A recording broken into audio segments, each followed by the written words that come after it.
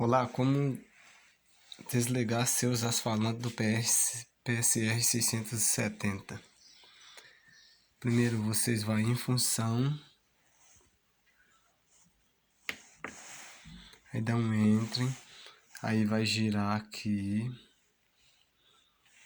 aí vamos deixar na posição utility, aí dá um entre, na teclinha entre, isso. Aí vocês vêm no tablet, puxa para a direita, aí vocês vêm na tecla número 5, aí vai estar, ó, o volume tá alto, tá vendo? Não tá tocando, ó. Vocês vai deixar na posição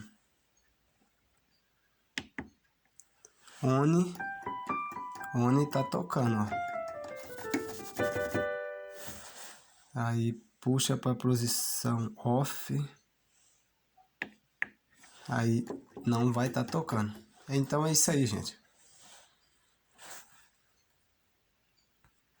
Este vídeo é para não correr risco de estourar os alto-falantes, porque com o som pesado, então a gente não vê a força que os alto-falantes do seu teclado tá tocando.